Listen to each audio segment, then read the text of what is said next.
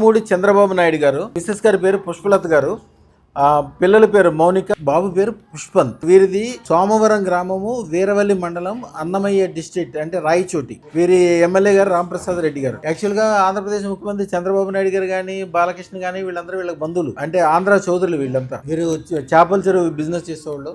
అంతకుముందు ఒకళ్ళు చేతబడి చేయడం వలన గుండె మీద వచ్చి దెయ్యం కూర్చోవడము, బాధలు, ఇబ్బందులు, అందరికీ ఆ బాధలు అందరూ ఏం లేవు అనుకుంటారు. అది అనుభవించిన వాళ్ళకే తెలుస్తుంది. మాకు ఎన్ని రోజులు చూస్తాం కాబట్టి మాకు తెలుస్తుంది.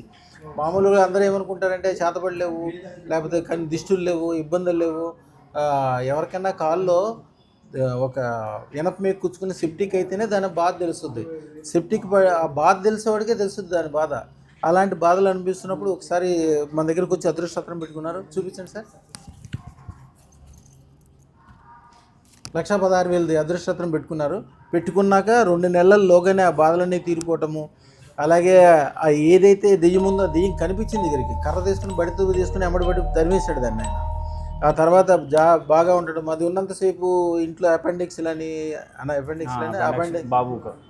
అపెండిక్స్లు, అనారోగ్యాలు, భయాలు, ఇబ్బందులు, రకరకాల ఇబ్బందులు ఉండేవి. అవన్నీ కూడా పోయి హాయిగా ఉండటం వలన, అలాగే ఈయన ఉన్నంతసేపు ఇంట్లోకి ఏ ఇబ్బంది ఉండదు. ఈయన ఇంట్లోంచి బయటికి వెళ్ళినప్పుడు, ఈయన అదృష్టం ధరించి ఇంట్లో ఉన్నంతసేపు ఇంట్లో ఏముండదు. ఇప్పుడు ఈయన ఇంట్లోంచి బయటికి వెళ్ళినప్పుడు అప్పుడప్పుడు భార్యకి కానీ పిల్లలకు కానీ పెద్ద జడలు ఎరబోసుకుని బారు జుట్టుతోటి ఆ దెయ్యం వస్తున్నట్టు వాళ్ళకి కనిపిస్తూ ఉంది. ఇప్పుడు కుటుంబ సభ్యులందరికీ కూడా అదృష్టం తీసుకోవటము, అలాగే ఇది పెట్టుకున్న తర్వాత మంచి పెద్ద పెద్ద అప్పులన్నీ తీరిపోయి మంచిగా అవటము, ఆవుల ఫామ్ లాగా తయారు చేయటము, వ్యాపార వ్యవహారాలు కలిసి రావటం, ఇవన్నీ చూసి చాలా సంతోషంగా చెప్పడానికి వచ్చారు. అలాగే సన్మానం చేయడానికి స్వీట్లు అన్నీ సన్మానం చేసి తీసుకు.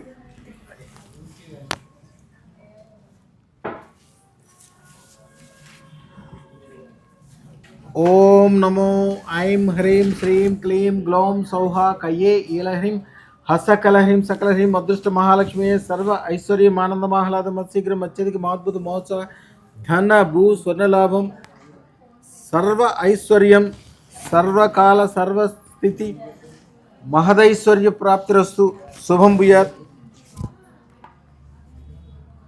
మీ చేత పట్టుకోండి. ఈ ప్రసాదం మీరు తీసుకోండి. ఇది అమ్మవారి దగ్గర ప్రసాదం పెట్టి మీ మనసులో నచ్చిన కోరికలన్నీ కోరు.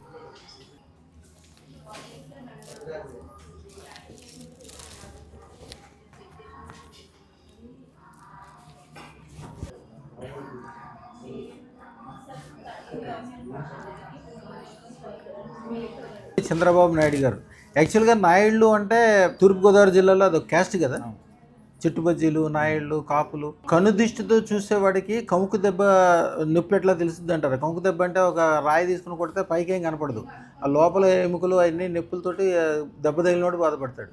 ఈ చేతబడి కానీ దెయ్యానికి దీనికి సంబంధించిన వాళ్ళు బాధపడే వాళ్ళకే దాని బాధ తెలుస్తుంది. మిగిలిన వాళ్ళు అందరూ అనుకుంటారు తెలవదు వాళ్ళకి, ఎగతాళి చేస్తారు తెలవక.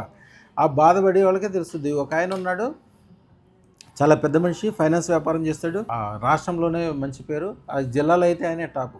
ఆయనకి ఎవరికో కుక్కుట ప్రయోగం చేస్తారు ఆయన మీద. కుక్కుట ప్రయోగం చేస్తే ఎవరైనా ఏమవుతుందంటే, కోడికి తెగిలిస్తే ఎట్లాగా గుండ్రంగా బాల్ లాగా అయిపోతుంది.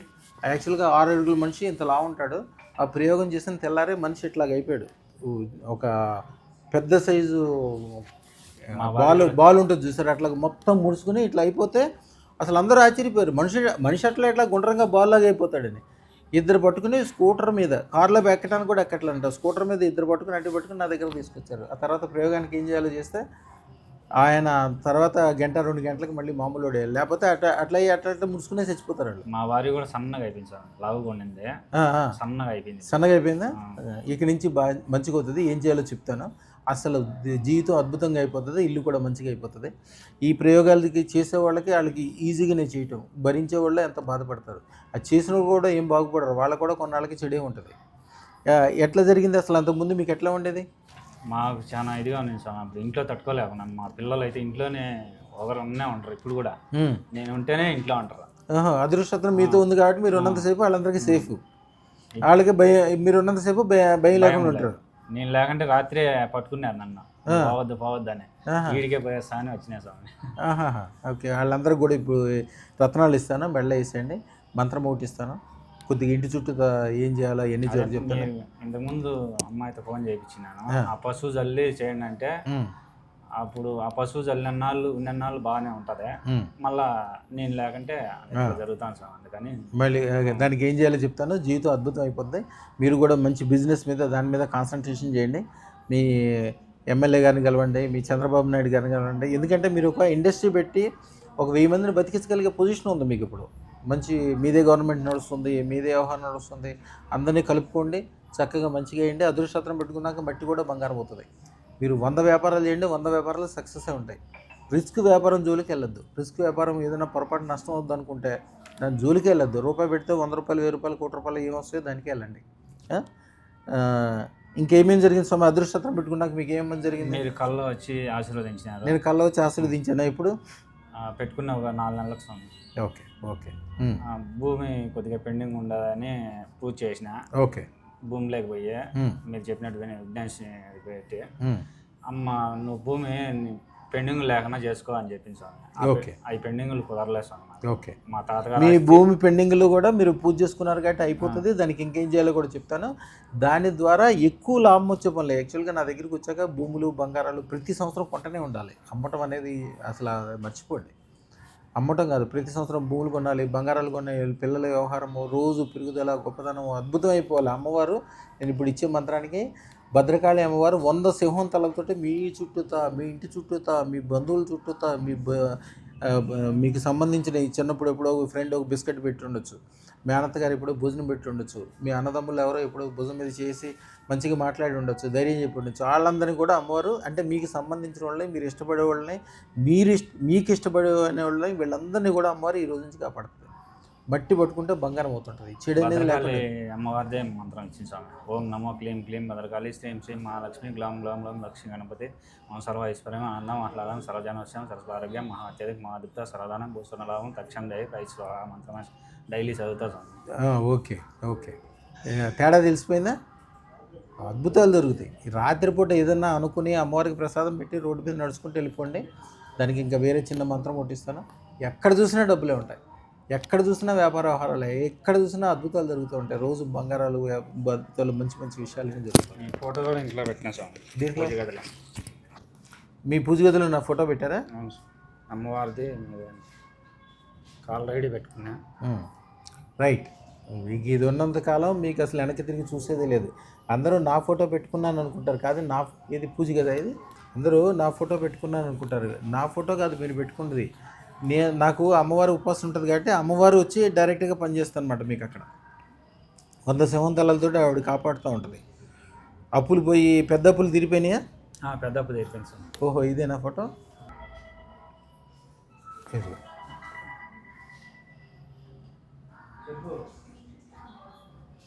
అందరూ శక్తివంతులు, కానీ ఆ శక్తికి మీకు సంబంధం లేదు. నేను ఇచ్చే దేవత మీకే సంబంధం. మీకు డబ్బులు రావాలి, మీ పిల్లలు బాగుపడాలి, మీ వ్యాపార వ్యవహారాలు గొప్పగా ఉండాలి, మీకు పూర్తి రక్షణ ఉండాలి, అన్ని రకాలుగా కలిసి రావాలి. అదే అమ్మవారి పని. అన్ని రకాలుగా ఎటు చూసినా కూడా మట్టి కూడా బంగారం అయ్యేట్టు. అందరికీ ఏమైనా చెప్పదలుచుకున్నారా? మంచి జరిగింది సార్ నాకే.